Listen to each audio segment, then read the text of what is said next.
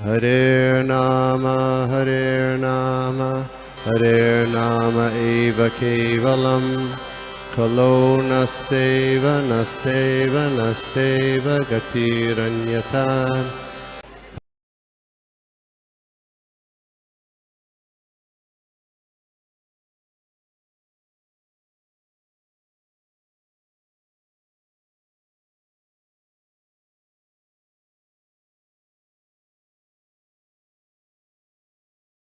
तो आज का हमारा विषय बहुत सुंदर प्रसंग यहाँ पर आप लोगों का चल रहा है कि विदुर जी और उद्धव जी का मिलन है और उसमें विदुर जी उद्धव जी को कई प्रश्न पूछ रहे हैं। आगे का प्रसंग तो आप सब सुन ही चुके हैं कि किस प्रकार महाभारत युद्ध से पहले ही विदुर जी तीर्थ यात्रा के लिए निकल गए थे। विदुर जी ने 36 साल तक तीर्थों में भ्रमण किया और भ्रमण करते समय क्या कर रहे थे तो सुखदेव जी ने बहुत सुंदर कहा है कि व्रतानी चेरे हरितोषणानी। विदुर जी तीर्थों में भ्रमण करते समय भगवान श्री हरि को प्रसन्न करने वाले व्रत कर रहे थे। व्रतानी चेरे हरितोषणानी, अर्थात जैसे भगवान श्री हरि को प्रसन्न करने वाले व्रत कौन से हैं तो जन्माष्टमी है, रामनवमी है और नरसिंह चतुर्दशी, राधाष्टमी है, ये सब गौर पूर्णिमा, ये सब तो साल में एक बार आने वाले हैं। और महीने में 2 बार आने वाला व्रत है एकादशी, ये भी भगवान को प्रसन्न करने वाला व्रत है। लेकिन नित्य का जो व्रत कहे, भगवान को प्रसन्न करने वाला नित्य का व्रत है हरि नाम। जैसे हमको प्रभुपाद जी ने दिया है रोज 16 माला करना, तो ये हमारा नित्य का व्रत है। गीता में भी भगवान ने इसको व्रत कहा है, सततम कीर्तयन्तो माम यतन्तश्च दृढ़ व्रतः। भगवान 2 शब्द प्रयोग करते हैं कीर्तन में, सततम कीर्तयन्तो माम यतन्तश्च, प्रयत्न पूर्वक। अर्थात ऐसा नहीं चलेगा कि भाई आज हमें जप का समय नहीं मिला या आज 8 माला की, कल 12 करेंगे, कभी 16 की, कभी नहीं हुआ, नहीं। यतंत, प्रयत्न पूर्वक। प्रयास मीन्स आप रास्ते में हैं, कहीं शादी ब्याह में गए हैं, कुछ भी हो, आपको ये प्रयास इतना ही करना है कि 16 माला हो जाए। और दृढ़ व्रत, व्रत पूर्वक, नियम पूर्वक, निष्ठा पूर्वक।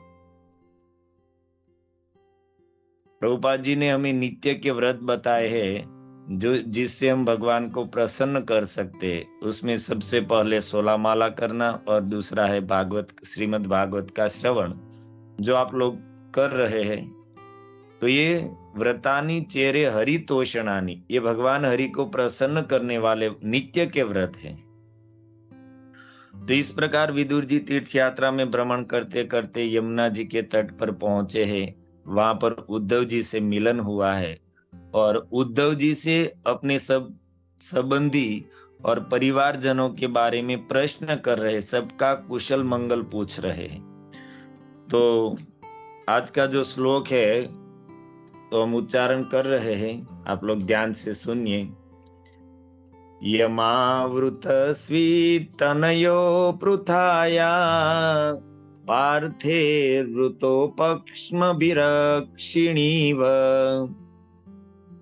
रेमात् उदाय मृदेश्वरिक्थं परात् सुपर्णो इव वज्रिवक्त्रात्। तो इसमें इस श्लोक का अनुवाद करते हुए प्रभुपाद जी लिखते हैं कि क्या अपने भाइयों के संरक्षण में रह रहे जुड़वा भाई कुशल पूर्वक है? जिस तरह आंख पलक द्वारा सदैव सुरक्षित रहती है, उसी तरह वे पृथा पुत्रों द्वारा संरक्षित है। जिन्होंने अपने शत्रु दुर्योधन के हाथों से अपना न्याय संगत साम्राज्य उसी तरह छीन लिया है जिस तरह गरुड़ ने वज्रधारी इंद्र के मुख से अमृत छीन लिया था। तो वर्तमान श्लोक में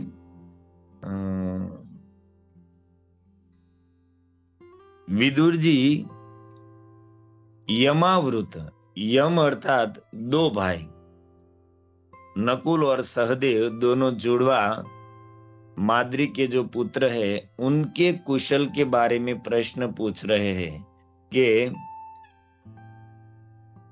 पृथा के पुत्र जिसको प्राण से भी अधिक अपना प्रिय मानते हैं, पृथा के पुत्र मीन्स कुंती माता के पुत्र। कुंती माता का जन्म का नाम था पृथा, और फिर शूरसेन महाराज की पुत्री है पृथा, और उसके भाई है वसुदेव जी। और शूरसेन महाराज के मित्र थे कुंती भोज राजा। उसको कोई संतान नहीं थी तो वो दुखी थे। तो शूरसेन महाराज ने कहा कि मित्र, मुझे जो भी संतान प्राप्त होगी मैं पहली संतान तुम्हें दे दूंगा। तो फिर पहली संतान के रूप में पृथा हुई और कुंती भोज महाराज को कन्या पुत्री दे दी, और कुंती भोज की पुत्री होने के कारण उसका नाम कुंती हुआ, और मूल जन्म का नाम है पृथा। वैसे देखा जाए तो ऐसी परंपरा हमारे यहाँ आई है कि मित्र के दुख को अपना दुख माना जाए। जैसे हम देखते हैं कि दशरथ महाराज के भी एक मित्र थे जिसका नाम था महाराज रोमपाद, और उसको भी कोई संतान नहीं थी। तो वहां पर भी दशरथ महाराज ने अपने मित्र का दुख देखकर उसे भी वचन दिया था कि मित्र, मुझे जो भी पुत्र या पुत्री होगा मैं पहला संतान आपको दे दूंगा। तो फिर दशरथ महाराज को सुमित्रा जी से सबसे पहली कन्या हुई शांता, और उस शांता को उसने महाराज रोमपाद को दे दिया। तो ये एक मित्रता कैसी होनी चाहिए। हमारे यहाँ पर, हमारे प्राचीन इतिहास में मित्रता के ये सब दृष्टांत है कि कैसे मित्र के दुख को अपना दुख समझा जाता है। मित्रता कहते ही इसे है।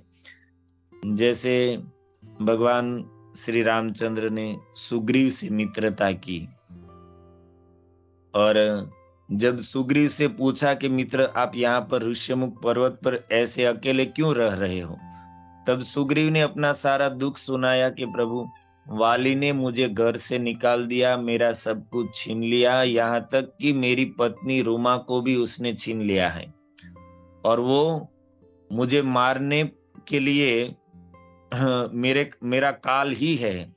लेकिन ये मतंग ऋषि के श्राप के कारण वाली इस ऋष्यमुख पर्वत पर नहीं आ सकता है, इसलिए मैं यहाँ पर अपने मंत्रियों के साथ रहता हूँ। लेकिन फिर भी मुझे हमेशा वाली का भय बना रहता है, क्योंकि भले वो स्वयं यहाँ पर नहीं आ सकता है, लेकिन दूसरे को भेजकर भी वो मेरी हत्या करा सकता है। तो जब सुग्रीव के इस दुख को देखा, तब भगवान कहते हैं कि सुनु सुग्रीव मारी हऊ एक ही बाण वाली। सुनु सुग्रीव मारी हऊ वाली एक ही बाण, ब्रह्म रुद्र शरण गए न उबरहि प्राण। अपने मित्र का दुख सुनकर राम जी कहते हैं कि मित्र, एक ही बार में मैं वाली को मार दूंगा। ब्रह्मा जी या शिव जी की शरण में जाने पर भी वो बच नहीं पाएगा। और फिर भगवान ने वाली को मारा।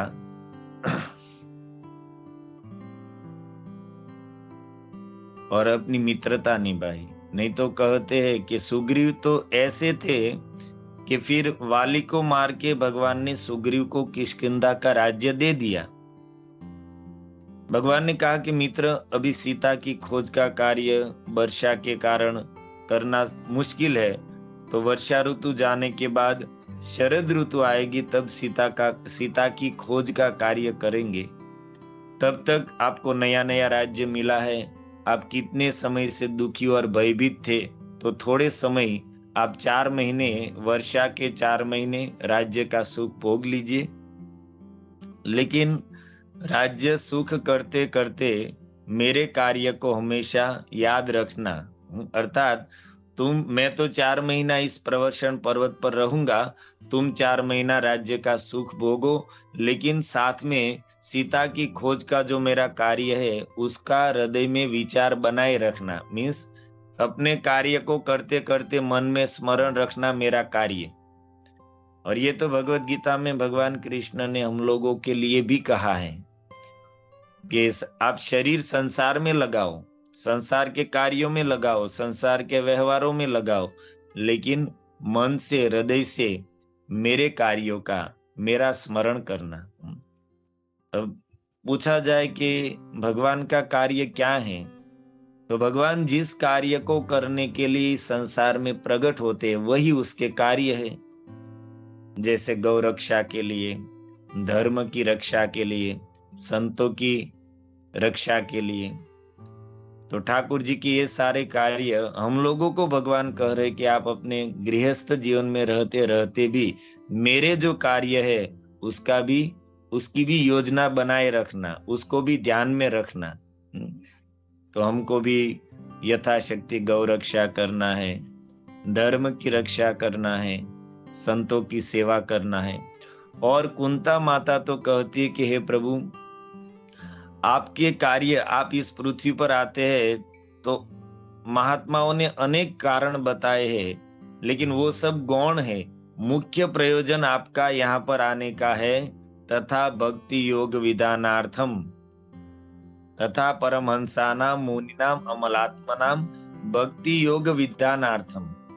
हे प्रभु, आपका मुख्य कार्य है, आप अपनी भक्ति का प्रचार करने के लिए ही यहाँ पर आते हैं। तो ये सब भगवान के कार्य है जो हमें हमारे संसार में रहते हुए, संसार के कार्यों को करते हुए भी इन सब बातों पर भी विचार बनाए रखना चाहिए कि हम कैसे स्वयं भक्ति करें और दूसरों को भी भक्ति के मार्ग में प्रेरित करें, स्वयं भी धर्म का आचरण करें, दूसरों को भी धर्म के लिए समझाए, स्वयं संतों की सेवा करनी चाहिए। ये सब ठाकुर जी के कार्य है। तो भगवान ने सुग्रीव से कहा कि मित्र, आप 4 महीने तक राज्य संभालो और साथ में मेरा कार्य भी ध्यान में रखना। और 4 महीने सुग्रीव के राज्य के भोगों में ही चले गए।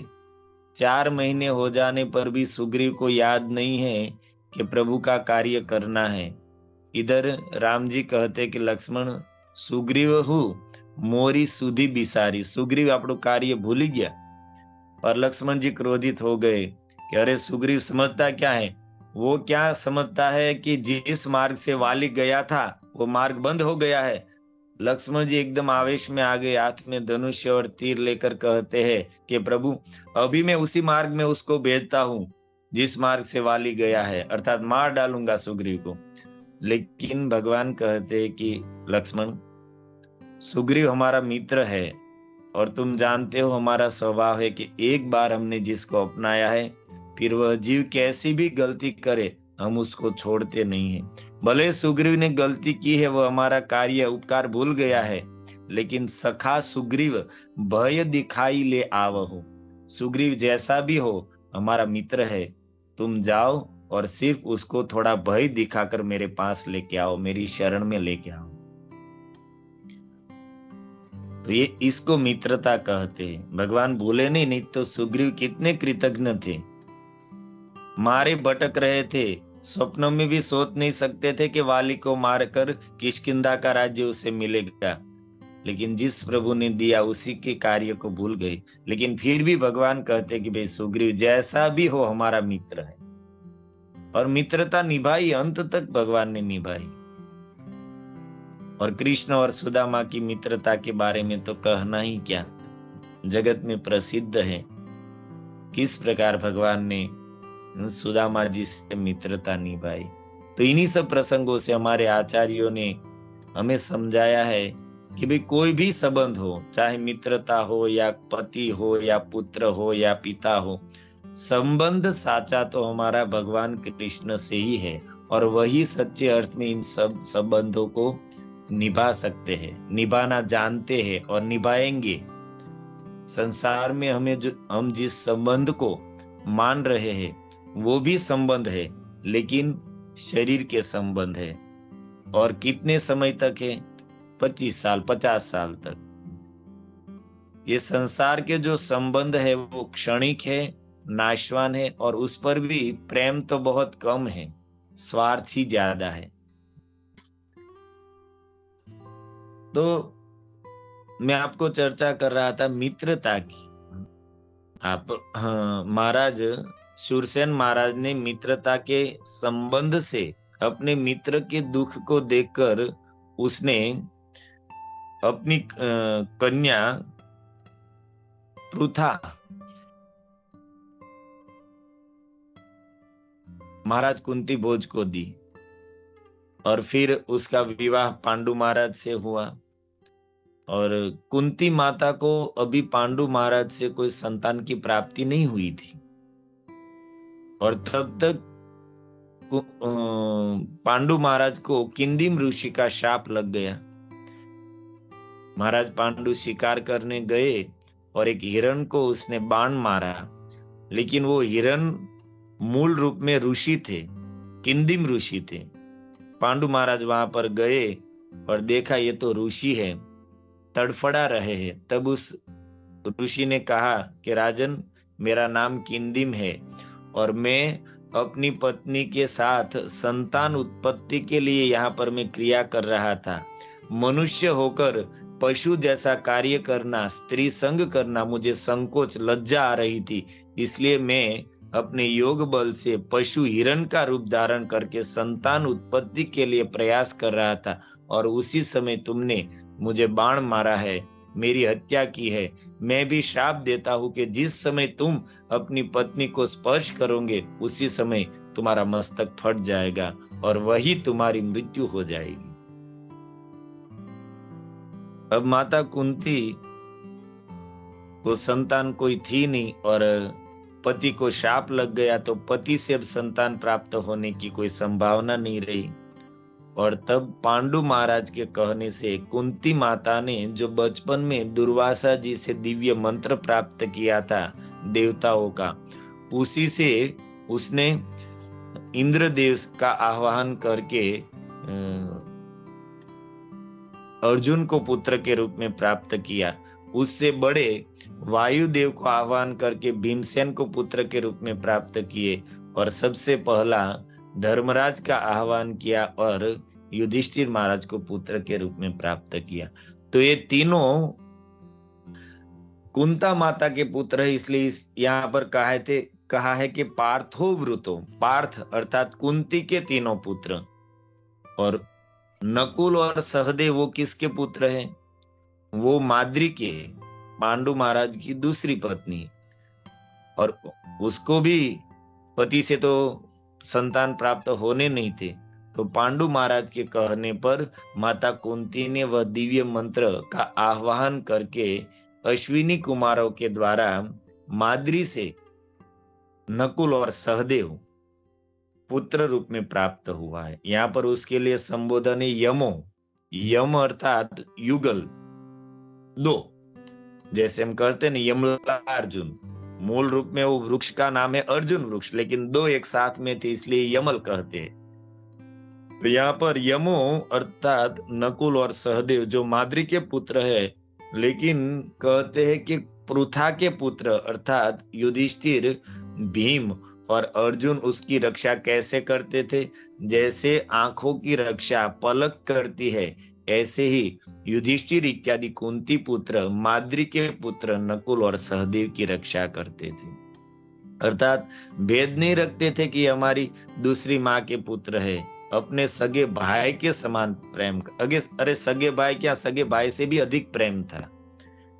महाभारत का प्रसंग आप सब लोग जानते हैं। अरे जीव पावन प्रभु, हाँ जी जी प्रभु जी। प्रभु जी टाइम क्या हुआ? मैं घड़ी लेना भूल गया हूँ, घड़ी नहीं है मेरे पास। प्रभु जी ये 8:53 हुआ है, और प्रभु जी आप कर सकते हैं प्रभु जी। 9:05 9:10 प्रभु जी। 10 मिनट है ना, ठीक है प्रभु जी। तो हम बता रहे थे कि यक्ष और युधिष्ठिर महाराज, पांडव जब वनवास में थे, प्यास लगी तो सरोवर पर पानी पीने गए। तो सबसे पहले भीमसेन गए, तो वहां पर यक्ष थे। उसने कहा कि भाई मेरे प्रश्न का उत्तर दिए बिना पानी पीने से तुम्हारी मृत्यु होगी। लेकिन भीम ने उसकी बात नहीं सुनी, पानी पिया, वहीं पर मृत्यु हो गई। फिर अर्जुन की वही स्थिति हुई, और फिर नकुल गए, उसकी भी वह स्थिति हुई, सहदेव की भी वह स्थिति हुई, और अंत में युधिष्ठिर महाराज वहां पर गए। तो यक्ष के पूछने पर युधिष्ठिर महाराज ने कहा कि आप बताइए, अगर मैं आपका प्रश्न जानता हूं तो जवाब दूंगा। और यक्ष ने कहा कि अगर सही जवाब दोगे तो तुम्हारे 4 भाइयों में से किसी एक भाई को मैं जीवित कर दूंगा। तो युधिष्ठिर महाराज को 100 प्रश्न पूछे, उसमें सबसे पहला प्रश्न जो पूछा था, युधिष्ठिर महाराज ने उत्तर दिया। तो यक्ष के रूप में साक्षात धर्मदेव ही थे। उसने कहा कि बे मैं तुम्हारी बातों से राजन बहुत प्रसन्न हूं। तुम 4 में से जिसको कहोगे एक भाई तुम्हारा जीवित हो जाएगा। तब युधिष्ठिर महाराज कहते कि हे महाराज, मेरा सबसे छोटा भाई नकुल आप जीवित कर दीजिए। अब वो यक्ष पूछते हैं कि अरे युधिष्ठिर, पूरी त्रिभुवन में विजय करने की सामर्थ्य वाले अर्जुन को न जीवित करके, गदाधारी बल में जिसकी कोई तुलना नहीं है ऐसे शक्तिशाली भीम को जीवित न करके तुम सहदेव को क्यों जीवित करना चाहते हो? तब युधिष्ठिर महाराज ने कहा कि कुंता माता का पुत्र मैं एक जीवित हूं, और मैं चाहता हूं कि मेरी माता, दूसरी माता माद्री का भी एक पुत्र जीवित रहे, दोनों माओं के एक एक पुत्र जीवित रहे। और वैसे भी नकुल हम सब 5 भाइयों में सबसे छोटा है, इसलिए माँ को और मुझे भी सबसे अधिक प्रिय है सहदेव। तो इसलिए आप सहदेव को ही जीवित कर दीजिए। अब यक्ष, वो तो साक्षात धर्मदेव ही थे, परीक्षा कर रहे थे, बहुत प्रसन्न हुए, और फिर तो सभी भाइयों को उसने जीवित कर दिया।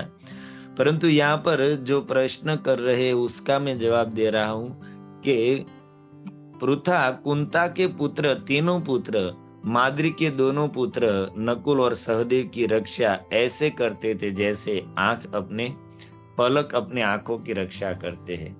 और ये दोनों के लिए कह रहे हैं कि महाभारत के युद्ध में दोनों ने पराक्रम दिखाकर, नकुल और सहदेव ने, जो शत्रुओं ने राज्य ले लिया था, मूल रूप में वो राज्य पांडवों का था, क्योंकि युधिष्ठिर महाराज बड़े थे तो राज्य सिंहासन पर बड़े का ही अधिकार होता है।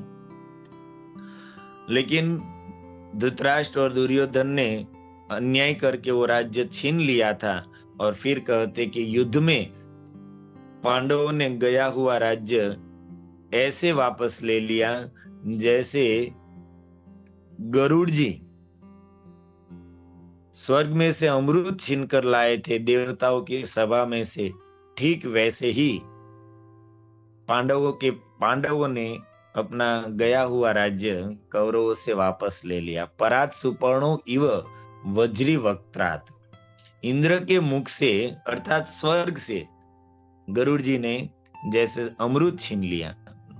वो कथा भी आप सब लोग जानते होंगे कि कश्यप जी की पत्नी विनीता और कद्रु, और दोनों ने एक दिन शर्त लगाई, सूर्य देव के रथ के घोड़े के पूंछ के बाल विनीता जी कहती है कि भाई सफेद है, और कद्रु ने कहा काले है। दोनों ने शर्त लगाई, जो हारेगा वो जीतने वाले की आजीवन दासी बनकर रहेंगे। और फिर कद्रु ने कपट किया। कद्रु के पुत्र थे सर्प, तो अपने पुत्रों से कहा तो सारे सर्प उस घोड़े की पूंछ पर लिपट गए और पूंछ देखी तो वो काली दिखाई दी। तो शरत के अनुसार विनीता जी कद्रु की दासी बन गई। विनीता जी के पुत्र है गरुड़ और सूर्यदेव के सारथी अरुणी। गरुड़ जी ने देखा कि मेरी माँ कद्रु की दासी के समान सेवा कर रही है, तो पूछा कारण। तो मालूम हुआ, तब उसने कद्रु से कहा कि आप मेरी माँ को दासी पना से मुक्त करने की क्या कीमत लेंगे। तब कद्रु ने कहा कि भाई स्वर्ग से अमृत लेकर आओ तो मैं तुम्हारी माँ को दासी पने से मुक्त कर दूंगी। और गरुड़ जी गए हैं स्वर्ग में। अब महाभारत में विस्तार से वर्णन है कि कितनी भारी सुरक्षा में अमृत रखा है। स्वर्ग में जो अमृत है, स्वर्ग में एक से एक कीमती वस्तु है, लेकिन सबसे कीमती वस्तु अमृत है, इसलिए सबसे भारी सुरक्षा भी अमृत की है। लेकिन उन भारी सुरक्षा के बीच से किस प्रकार गरुड़ जी उस अमृत के कलश को उठाकर लाए, महाभारत में बहुत विस्तार से कथा है। लेकिन गरुड़ जी ने दिया तो सही, परंतु भाग्य में न होने के कारण प्राप्त हुआ अमृत भी पी नहीं सके। जैसे हम सुनते हैं समुद्र मंथन में असुरों के हाथ में ही सबसे पहले वो अमृत का कलश आया था, लेकिन भगवान से विमुख होने के कारण वो पी नहीं सके। सुखदेव जी ने कितनी स्पष्ट सुंदर बात कही कि राजन, देवता और दानवों ने एक साथ मिलकर समुद्र मंथन किया, एक समान परिश्रम से, एक ही लक्ष्य से, एक ही स्थान पर और एक ही उद्देश्य से। सब समान था, लेकिन फल में विपरीतता आई। देवताओं को फल मिला अर्थात अमृत प्राप्त हुआ, और असुरों को सिर्फ परिश्रम ही मिला। क्यों? तो बहुत सुंदर सुखदेव जी ने कहा है कि देवताओं ने अपना कार्य भगवान के शरणागत होकर किया, इसलिए उसको उसकी मेहनत का फल मिला। और असुरों ने जो कार्य किया वो भगवान से विमुख होकर किया, इसलिए उसके हाथ में सिर्फ परिश्रम ही आया। सुखदेव जी कहते कि राजन, इसी प्रकार जो लोग इस संसार में भगवान के आश्रित रहकर कुछ भी कार्य, प्रयास, उद्यम करेंगे, उसका फल भगवान की कृपा से निश्चित मिलेगा। और जो लोग भगवान से विमुख है, उसके हाथ में परिश्रम ही आएगा। भगवान से विमुख व्यक्ति कुछ संपत्ति भी प्राप्त कर लेगा, कुछ सफलता भी उसको मिल गई, तो भी वो संपत्ति न उसको सुख देगी, न उसको सुविधा, न उसको उच्च गति देगी। वो संपत्ति, भगवान से विमुख लोगों के हाथ में आई हुई संपत्ति भी उसके लिए चिंता, उपाधि, व्यसन, दुर्गति और दुराचार का कारण बनेगी। और भगवान के आश्रित भक्त भगवान की कृपा से सब कुछ प्राप्त कर लेंगे, संपत्ति भी प्राप्त करेंगे और उस संपत्ति का सुख भी प्राप्त करेंगे। तो इस दृष्टांत को यहाँ पर विदुर जी महाराज याद कर रहे हैं कि जैसे गरुड़ जी ने देवताओं के बीच से अपनी माँ के लिए, माँ को दासी पना से मुक्त कराने के लिए अमृत छीन लिया था, ठीक वैसे ही पांडवों ने नकुल सहदेव के साथ कौरवों के पास से अपना गया हुआ राज्य वापस ले लिया। तो इतना ही श्लोक में है। अब आगे फिर विदुर जी अन्य प्रश्न भी बहुत पूछते हैं। हरे कृष्णा कृष्णा कृष्णा हरे हरे, हरे राम राम राम हरे हरे। और मैं आप सब भक्तों का बहुत आभारी हूँ कि मुझे यहाँ पर ठाकुर जी के बारे में, कुछ भागवत के बारे में बोलकर अपनी वाणी पवित्र करने का आप सब भक्तों ने अवसर दिया। आप सभी का बहुत बहुत धन्यवाद। और बोलने में कुछ त्रुटि रह गई हो तो आप वैष्णव क्षमा कीजिए। हरे कृष्ण। श्रील प्रभुपाद की जय।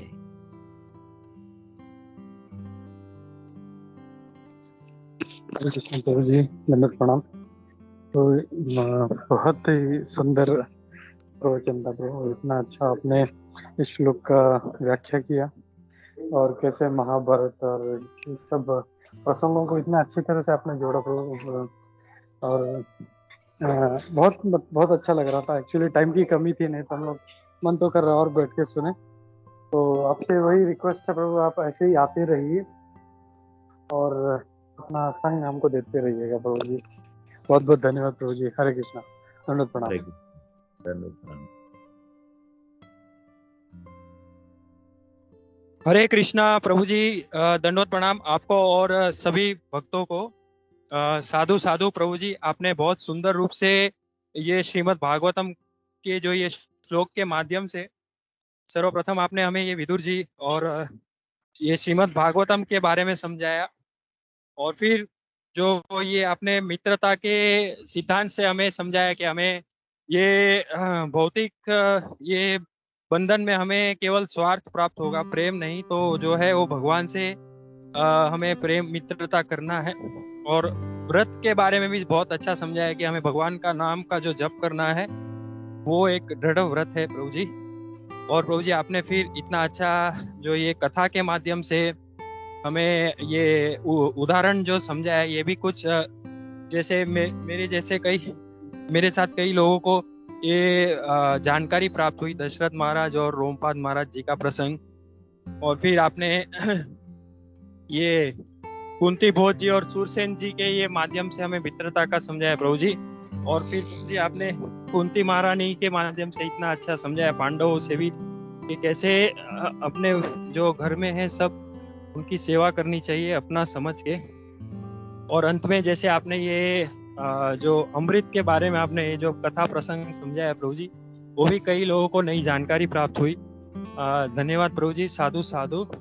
प्रभु जी एक जिज्ञासा ये थी प्रभु जी कि जैसे विदुर जी और ये महाभारत का प्रसंग प्रथम स्कंद में भी आता है, द्वितीय स्कंद में भी आता है, और अभी ये तृतीय स्कंद में भी पहले अध्याय में आ रहा है। और अभी जैसे विदुर जी को ऐसे सब ज्ञात है प्रभु जी के क्या क्या हुआ, और अभी मतलब जैसे जो भी भगवान श्री कृष्ण और उनके जो भी पार्षद है, उनके पुत्र इत्यादि, उनके साथ भी क्या हुआ, और फिर जो पांडव है उनके साथ भी क्या हुआ। तो प्रभु जी एक जिज्ञासा ये थी कि वो उद्धव जी से मिलते हैं, और अभी पांडव तो विदुर जी के सबसे निकटतम है, तो भी फिर वो उद्धव जी को उनका कुशल मंगल पूछ रहे हैं प्रभु जी। तो ये हमें कैसे समझना चाहिए प्रभु जी, एक जिज्ञासा थी प्रभु जी। हरे कृष्णा प्रभु, दंडवत प्रणाम। और हम सभी अतिथि भक्तों को स्वागत। सॉरी प्रभु जी, यस प्रभु जी। हाँ प्रभु जी, इसमें तो ऐसा है कि एक तो विदुर जी को मालूम है, लेकिन हो सकता है कि तीर्थ यात्रा में थे तो इतनी ज्यादा जानकारी उसे प्राप्त न हुई हो, तो विशेष जानना चाहते हो। और एक बात है कि कभी कुछ विवेक के लिए पूछा जाता है, जैसे मैं आप कुछ बीमार है, मैं आपके पास आऊं तो मुझे मालूम है कि आपको क्या हुआ है, लेकिन फिर भी मैं पूछूंगा कि प्रभु जी कैसे, क्या हुआ, कैसे हो गया। तो एक विवेक की दृष्टि होती है। और सबसे मुख्य बात है प्रभु जी कि जिन लोगों के बारे में पूछ रहे वो सब कृष्ण के संबंधी है, सब कृष्ण के भक्त है, तो उसके कुशल मंगल पूछने में जो भी चर्चा होगी उसमें कृष्ण कथा आएगी। विदुर जी का मुख्य उद्देश्य यही है। और इस अध्याय का अंतिम श्लोक आप देखिए, वो आएगा तब कि विदुर जी ने सबके बारे में पूछा, लेकिन अंतिम श्लोक में विदुर जी कहते हैं कि सखा जाने दीजिए, वार्ता सखा कीर्तय तीर्थ कीर्ते, इन सब चर्चाओं को सुनने से क्या लाभ है। आप मुझे उस प्रभु की कुछ कथा सुनाइए कि जिसका यश इस जगत में सबसे बड़ा तीर्थ है, तीर्थों को भी तीर्थत्व प्रदान करने वाले। वार्ता सखा कीर्तय तीर्थ कीर्ति, उन तीर्थ कीर्ति प्रभु कृष्ण की वार्ता, उसकी कथा कुछ सुनाओ। तो प्रश्न तो पूछा, लेकिन पूछते पूछते ही विदुर जी का मन इन सब बातों से हट गया। सिर्फ अंत में कहा कि भाई जाने दीजिए, कृष्ण कथा ही सुनाएंगे। तो ये पूरा प्रयोजन है प्रभु जी। धन्यवाद प्रभु जी, बहुत सुंदर रूप से आपने ये एक जो है जो समाधान दिया, बहुत अच्छा तरह से समझाया प्रभु जी। धन्यवाद प्रभु, साधु साधु।